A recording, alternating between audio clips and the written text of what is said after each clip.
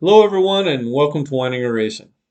Today I put together a little slideshow presentation of the first couple of jobs we did on my son's C10 project.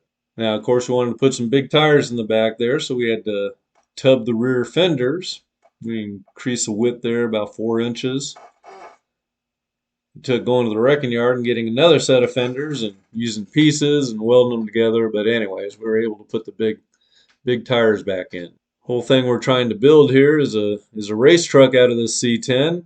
We second job was the 4-link suspension.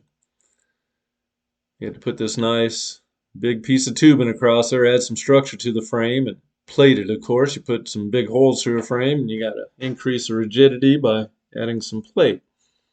Well, once we got that structure welded in and strong, we were able to connect the links from that to the rear differential.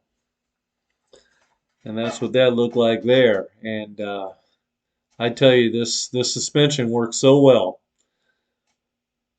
Back when my son would do burnouts with the old leaf spring suspension, you'd have all sorts of wheel hop and lack of traction there.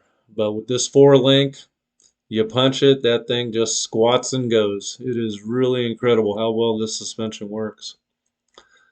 There's one time my son was driving, heading towards a pretty good corner there, and he's going pretty fast.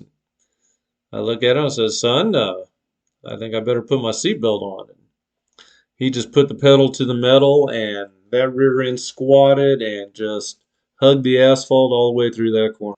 Absolutely beautiful how this suspension works. A little coilover springs there.